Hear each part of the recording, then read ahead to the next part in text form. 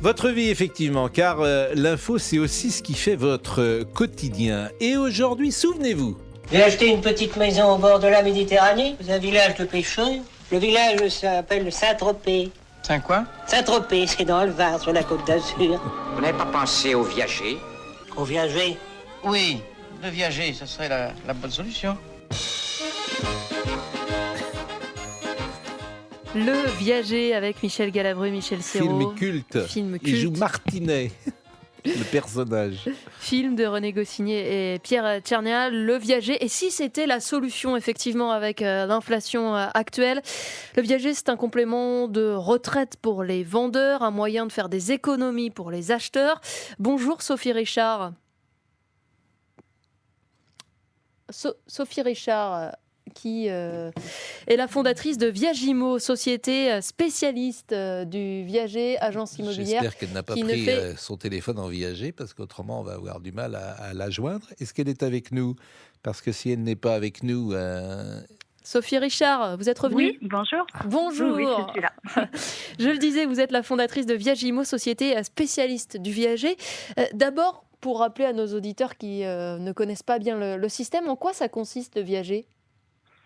Alors, le viager, effectivement, c'est une vente assez ancestrale et qui pourtant est très moderne, comme vous l'avez précisé, au vu du contexte socio-économique actuel. On va avoir deux types de viagers principalement. Le viager occupé, qui représente environ 90-85% des transactions, et le viager libre. Alors, dans le cadre du viager occupé, qui est le plus connu, le vendeur fait le choix de rester vivre à domicile, dans le logement où il a tous ses repères. Et l'acquéreur, lui, va pouvoir acheter un bien immobilier, donc valeur refuge, et tangible pour les Français, à un prix réduit, sans tracas locatif, et puis avec une pression fiscale atténuée. Et le viager libre va permettre à des vendeurs de vendre soit une résidence locative, soit une résidence secondaire, ou tout simplement leur résidence principale pour partir en maison de retraite. Et l'investisseur, l'acquéreur, lui, va enfin pouvoir acheter sa résidence principale pour y vivre ou bien le mettre en location. Sur un plan juridique, est-ce qu'un membre de la famille, un enfant par exemple, peut acheter à sa mère ou à son père une maison en viager? Alors, la vente intrafamiliale est possible, mais alors, effectivement, il faut prendre toutes les précautions juridiques. Oui, parce que ce serait une manière de détourner la loi et notamment l'héritage, forcément.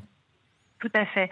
Donc, à coup sûr, les services fiscaux ouvriront le dossier pour éviter une donation déguisée.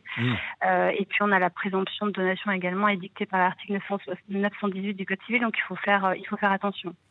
Et est-ce que c'est bien moral? Vous avez des gens qui vous posent la question, des acheteurs qui hésitent, par exemple, parce qu'on rappelle que pour devenir complètement propriétaire, il faut que le vendeur décède. C'est le principe du viager. Mais parfois, il ne décède jamais, d'ailleurs, d'où le film. Et d'ailleurs, vous avez fait cette référence avec le film qui est très célèbre, un très bon film, Le Viager.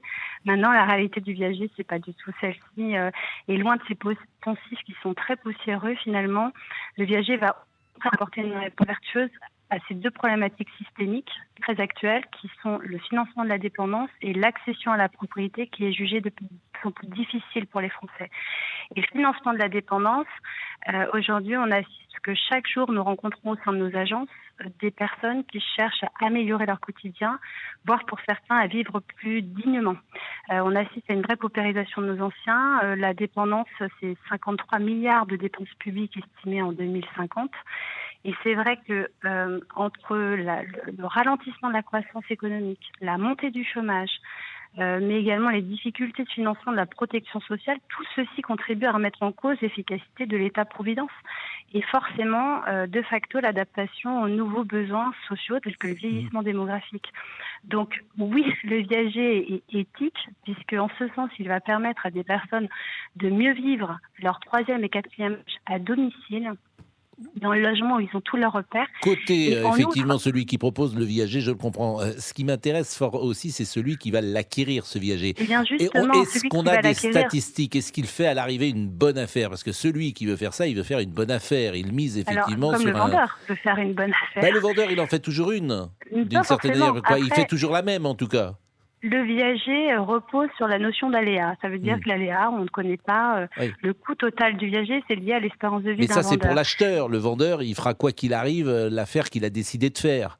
Elle ne va pas changer. Non, parce que si s'il décède avant son espérance de vie statistique, ça reste un aléa. Le Oui, mais contrat il est sera plus là, aléatoire, tant pour le vendeur évidemment, que pour l'acquéreur. s'il décède avant, il sera plus là pour s'en rendre compte. Est-ce que l'acheteur, si la personne va au-delà de 95, 100 ans, etc., est-ce qu'on a des statistiques? C'était ça ma question, pour savoir si lorsqu'on fait un viager, on fait une bonne affaire. Alors, aujourd'hui, on achète bien moins cher un viager qu'on l'achetait il y a 20 ans. Pourquoi? Parce qu'on tient compte de l'espérance de vie statistique d'un vendeur. Donc, pour un acquéreur, c'est la possibilité d'acheter, comme je vous l'indiquais... Non, mais j'ai bien compris, mais est-ce qu'on a une statistique? Non, il n'y a pas de il n'y a pas de statistique. Il n'y a pas de statistique aujourd'hui. On n'a pas assez de recul, justement.